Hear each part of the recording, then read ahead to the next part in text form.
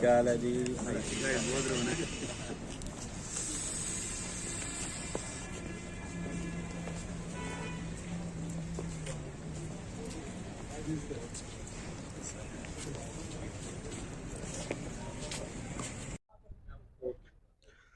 बिस्मिल्लाहिर्रहमानिर्रहीम। अस्सलाम वालेकुम नाजरीन, मैं हूं साकिब बशीर। आज नूर मुकद्दम कत्ल केस में फ़ैसला जो अपीलों पर फ़ैसला महफूज कर लिया है इस्लामाबाद हाई कोर्ट के चीफ जस्टिस आमिर फ़ारूक और जस्टिस सरदार इजाज़ इसहाक़ खान ने, जो फ़रीक़ैन के दलाइल के बाद ये फ़ैसला महफूज किया गया है। इसमें जो मुजरिम हैं उनकी सज़ा बढ़ाने, इसके अलावा जिनको सज़ा नहीं मिली, जो बरी हुए, उनकी उनको सज़ा देने के हवाले से मुद्दई मुकदमा की अपीलें जो है वो इस्लामाबाद हाई कोर्ट में थी। मुजरमों की अपीलें थी कि उनकी सज़ा ख़त्म की जाए। तो इन तमाम पर आज दलाइल मुकम्मल हुए। इस्लामाबाद हाई कोर्ट ने फ़ैसला महफूज कर लिया और ये कहा है कि 7 रोज़ के अंदर कोई भी तहरीरी तौर पर अगर मज़ीद कोई आर्गूमेंट्स जमा करवाना चाहें तो आप जमा करवा सकते हैं। आज की जो समाअत थी उसका लुब्बे लुबाब ये है कि जो मुजरिम है ज़ाहिर जाफ़र, उसके जो वकील हैं उन्होंने इस पे जो है वो फोकस किया, साबित करने की कोशिश की, या इसमें जो शकूक व शुबहात हैं उनका ये मौक़िफ़ है कि उनका फ़ायदा उनको मिलना चाहिए। और ख़ास तौर पर मैं बात करूँगा, एक नई चीज़ जो है वो उन्होंने आज सामने लाई है, उस पर सबसे पहले बात कर लेते हैं। फर्दर आज की जो प्रोसीडिंग्स है वो आपके सामने मैं रखता हूँ कि आज हुआ क्या है। उन्होंने एक सीएम फाइल की है, जिस सीएम में उन्होंने ये कहा है कि ये जो ज़ाहिर जाफ़र है ये अमेरिकन नेशनल है, अमेरिका की नेशनैलिटी है इसके पास, और इसके पास जो पासपोर्ट है वो पासपोर्ट भी अदालत में जमा करवाया गया है। और इसके अलावा ये भी बताया गया है अदालत को कि इसका जो न्यू जर्सी है अमेरिका में, वहाँ पे जो है वो वहाँ का ये रिहायशी है, वहाँ की इसकी पैदाइश है, आई थिंक 1992 की, और उसमें से साबित करने की कोशिश की उसके वकील ने कि कोई न्यू जर्सी में सज़ाए मौत नहीं है, उम्र कैद की सज़ा है। तो इसलिए उन्होंने कहा कि 2018 में पाकिस्तान ने साइन भी किए थे इंटरनेशनली, और इस तरह अदालत को जो है वो बताने की कोशिश की कि बुनियादी पॉइंट यही है कि इसको सज़ाए मौत नहीं हो सकती, मतलब उसको लेसर पनिशमेंट या सज़ाए उम्र कैद की तरफ लाया जाए, या उसने ये अदालत को कहने की कोशिश की। लेकिन चीफ जस्टिस आमिर फ़ारूक ने बड़ा कैटेगोरिकली ये कहा कि ये पाकिस्तान जो है वो एक आज़ाद ख़ुद मुख्तार मुल्क है, इसका अपना कानून है, इसकी अपनी अदालतें हैं, हम इसी कानून के तहत ही इसको देखेंगे और इसी कानून के तहत ही इसको सज़ाएं देंगे। फर्दर जो वो इंटरनेशनली आप बात कर रहे हैं वो लेजिस्लेचर का काम है, वो कब करता है नहीं करता ये उनका काम है। हमने लॉ ऑफ लैंड जो हमारा कानून है उसको देखकर इस केस का फैसला करना है। ये चीज़ तो अदालत ने बड़ा कैटेगोरिकली उनको अब ये कह सकते हैं कि ख़त्म कर दिया। इसके बाद जो मुजरिम के वकील हैं उनकी जानिब से ये भी कहा गया कि हमने ये नहीं कहा कि इंसैनिटी की प्ली एग्जैक्टली हमने नहीं ली। उन्होंने कहा कि हमने ये नहीं कहा कि वो पागल है, वो कोई मतलब इस किस्म का है, हमने तो वो शिज़ोफ्रेनिया जो आपको शुरू में हम बताते रहे हैं उस किस्म की जो बीमारी है उसका हमने जिक्र किया कि वो एक असरअंदाज हो सकती है या इस तरह। तो ये एक नई चीज़ ये भी आ गई कि आज तक वो इंसैनिटी प्ली वाला मामला आता रहा, या मुलजिम को जो है वो कोई ज़हनी इशू है या इस किस्म का मामला, लेकिन अब जो है वो आज उन्होंने कहा कि हमने सिर्फ शिज़ोफ्रेनिया की हद तक बात की थी, हमने इंसैनिटी वाली बात नहीं की थी। तो ये 2 पॉइंट्स लिए। इसके अलावा जो फर्दर क्या आज जो है वो पॉइंट्स हुए, एक तो जो 2 वालिदैन हैं उनकी सज़ा, उनको बरी क्यों किया गया, और उनके जो खिलाफ अपील है मुद्दई मुकदमा शौकत मुकद्दम की, उससे मुतालिक उनके वकील जो बाबर हयात समोर है उन्होंने कहा कि ट्रांसक्रिप्ट क्योंकि दस्तयाब नहीं था तो इस सोल ग्राउंड पे अदालत ने उनको बरी कर दिया। तो उन्होंने कहा कि सीडीआर है, मोबाइल का डाटा है, कॉल्स का आना जाना, इनकमिंग आउटगोइंग, उसमें वालिदैन और थेरेपी वर्क्स ज़ाहिर जाफ़र के साथ उनकी कनेक्टिविटी है, उनके कॉल्स हैं, उनके राब्ते हैं। और ये भी कहा कि जो चौकीदार है उसकी स्टेटमेंट में मौजूद है कि चौकीदार अपने दिफा में कहता है कि मैंने इस सूरत हाल उस कत्ल से पहले की थी, उससे मुतल्लिक जो है वो वालिदैन को आगाह किया था। तो उसका हवाला उन्होंने देख कर किया कि इत्मीन के इस वक़ूआ से पहले उनको मालूम हो चुका था और फिर वो राब्ते में भी थे। तो ये कहा कि सिर्फ ट्रांसक्रिप्ट की अदम दस्तयाबी के उस जो टेलीफोनिक राब्ता था उसमें किसने क्या बात की, इस वजह से जो है वो उसको बरी कर दिया गया उनके वालिदैन को। उसके अलावा उन्होंने अदालत ने यह पूछा कि क्या थेरेपी वर्क्स और वालिदैन अगवा और कत्ल में मुलव्वस थे, मतलब पुलिस को इन्फॉर्म ना करने की हद तक तो ठीक है, लेकिन केस में भी थे।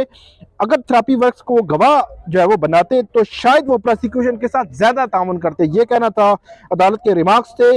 लेकिन बाबर हयात समोर उन्होंने, जो शौकत मुकद्दम के वकील हैं, उन्होंने कहा कि थेरेपी वर्क्स ने 4-5 दिन ताउन नहीं किया और उनके कंडक्ट की वजह से, तजादात की वजह से उनको जो है वो मुल्ज़म बनाया गया।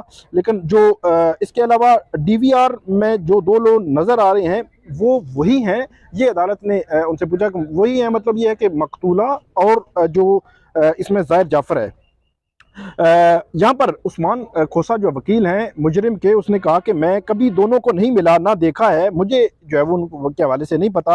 अदालत ने कहा कि आप ज़ाहिर जाफ़र के वकील हैं, आपने ही बताना है जो भी उसके हवाले से है। और अदालत ने कहा कि उसके मुलाजमीन ने नहीं कहा, मतलब जो मुलाजमीन थे उन्होंने भी नहीं कहा कि वहाँ पे कोई और आया था, कोई और छलांग मारा था या कुछ कोई और बंदा वहाँ पे आ गया था, ऐसा कुछ नहीं है रिकॉर्ड पे। उसके अलावा जो ज़ाहिर जाफ़र के वकील थे उसने कहा जी कैमरे कब्जे में नहीं लिए गए, ये उनकी तरफ से एतराज़ सामने आया। अदालत ने कहा कि ये तस्लीम शुदा है कि आखिरी सीन में ये दोनों जो मुजरिम हैं और मकतूला, आखिरी सीन मतलब 7:12 डीवीआर टाइम है, वो इकट्ठे नजर आ रहे हैं। अदालत ने कहा कि आपने कोई सबूत नहीं दिया कि वाकई ही कोई ड्रग पार्टी या कोई ऐसी लोग आए या गए। ये बुनियादी तौर पर अदालत ने 342 की जो स्टेटमेंट थी ज़ाहिर जाफ़र की, उस वो जब पढ़ी गई तो उसमें ज़ाहिर जाफ़र ने ये कहा था कि वहाँ कोई ड्रग पार्टी हो रही थी और उस ड्रग पार्टी के मामले में उन्होंने कहा किसने जो है वो नूर मुकद्दम को कत्ल किया, मुझे नहीं पता, पार्टी हो रही थी। तो अदालत ने यहाँ पर यह कहा कि आपने कोई सिंगल सबूत नहीं दिया, एविडेंस नहीं दिया जिससे आपका ये कहना जो साबित हो कि कोई ड्रग पार्टी वहां पे हो रही थी, कोई लोग आ रहे थे या जा रहे थे। यहां पर फिर शौकत मुकद्दम के वकील ने कहा कि वहां जो डीवीआर है उस डीवीआर में कोई लोगों का आना जाना कहीं पे भी कोई साबित नहीं है, वहां पे जो अकरस पे मौजूदगी है इन 2 की ही है। उसके बाद जो शौकत मुकद्दम के वकील ने ये अदालत को बताया, अदालत ने कहा कि जो आपने जो 342 में स्टेटमेंट ली थी, अगर इतना आसान होता तो आप ड्रग पार्टी जिसको अलेज करते हैं कि वहां ड्रग पार्टी थी तो आप लोग सामने ले आते, आप अपने जो है वो अपने जो आपने बयान दिया, दलील दिया, आर्गूमेंट दिया, उसके सबूत में ले आते एविडेंस में। उसके बाद वो कहते हैं कि बार बार मैं कह रहा हूं कत्ल की वजह जो मोटिव है, उनका ये कहना था जी मोटिव नहीं था, मोटिव समझ नहीं आ रहा कि मोटिव क्या था। मुजरिम के वकील ने कहा, अदालत ने कहा कि 8:15 बजे, यहाँ पे वो अलेज कर रहे थे कि क्योंकि 9:30 बजे सुबह पोस्टमार्टम होता है तो जो डॉक्टर लिखता है कि 9 से 10 घंटे पहले की जो है वो ये वफात है, तो वो कहता है मुजरिम के वकील के इस मीन के ये 11-12 बजे का टाइम बनता है। तो अदालत ने ये कहा कि ये थेरेपी वर्क वाले यहाँ पे 8:15 बजे वहां पे पहुंच गए और उन्होंने ये देखा कि वहां पे वो एक लाश मौजूद है, तो ये कहना कि फिर 11-12 बजे का टाइम है, ये कोई बात जो है वो बनती नहीं। तो ये भी जो मुजरिम के वकील का जो ये दलील थी वो अदालत ने उसको जब ये बात की तो उसने आगे जो फर्दर उसमें आर्गूमेंट्स देना शुरू कर दिए। उसके बाद शौकत मुकद्दम के वकील ने कहा कि जमील दिन की ड्यूटी पर करता था, उस वक्त कोई ज़्यादा रोल नहीं, एक दफ़ा वो नज़र आया है। और अदालत ने इस्तफसार किया कि क्या वकुआ से कोई ड्रग रिकवर हुई है, ड्रग, क्योंकि ड्रग का वो बार बार कह रहे थे। तो शौकत मुकद्दम के वकील ने कहा कि कोई ड्रग जो है वो रिकवर नहीं हुई। क्या नूर मुकद्दम का हैंड बैग था जो सीसीटीवी में नजर भी आ रहा था जब वो इंटर हो रही थी, तो जब हैंड बैग था तो वो रिकवर क्यों नहीं हुआ?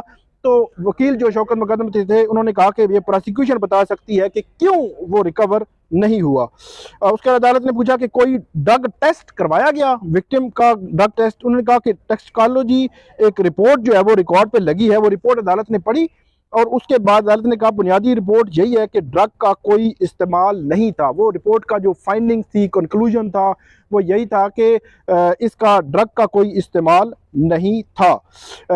तो अदालत के वो जो वकील था मुजरिम का, उसने कहा अगर मोटिव नहीं है तो अदालत सजा में कभी की तरफ जाए, तो बार बार उसने फोकस इस पे रखा।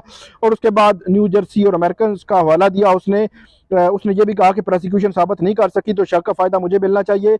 उसके बाद ये भी आर्गूमेंट्स में जो उस्मान खोसा है मुजरिम के वकील, उसने कहा कि सज़ाए मौत देने की एक वजह यह होती है कि दूसरों के लिए भी सबक हो कि कोई ऐसा इकदाम फिर ना उठाए। ऐसी सज़ा सिर्फ आदि मुजरिमों को दी जाती है कि जो है वो उसका एक असर हो। और आलमी सतह पर भी उसने कहा कि पाकिस्तानी दबाव के सज़ाए मौत को ख़त्म किया जाए, पाकिस्तान पर दबाव है और पाकिस्तान पर दबाव है कि मौत की सज़ा को ख़त्म किया जाए। अदालत ने फिर वही कहा कि कानून साजी जो है लेजिस्लेचर का काम है, हम लॉ ऑफ लैंड पे चलेंगे और जो कानून है हम उसी पे आगे चलेंगे। उसके बाद ज़ाहिर जाफर के वकील जो शौकत मुकद्दम के वकील हैं, उन्होंने कहा कि फोटोग्रामेट्री टेस्ट मुलजिम का हुआ था, मुजरिम का, और वो जो सीसीटीवी में नजर आने वाला बंदा है वही है, वो है ज़ाहिर जाफर। तो उसके बाद अदालत ने अब इस केस में फैसला महफूज कर लिया है। तमाम अपीलों पर जो है वो फैसला महफूज किया गया है। तमाम आर्गूमेंट्स मुकम्मल हो चुके हैं। 7 रोज़ में कोई भी मजीद आर्गूमेंट्स जमा करवाना चाहें तो वो करवा सकते हैं। बज़ाहिर ऐसे लग रहा है कि क्योंकि अभी छुट्टियां शुरू होने लगी हैं, सर्दियों की 10-12 छुट्टियां होंगी और उसके बाद जनवरी में शायद इस केस का जो है वो फैसला आएगा। लेकिन 24 फरवरी को ये फैसला सेशन कोर्ट से आया था और आज यहाँ पर ये फैसला जो है वो 21 दिसंबर को महफूज हुआ है। अब देखते हैं कि फैसला कब आता है। तो ये थी नाज़रीन आज की अपडेट। उम्मीद है आपको ये पसंद आएगी। आप फीडबैक ज़रूर दीजिएगा। अल्लाह हाफिज़।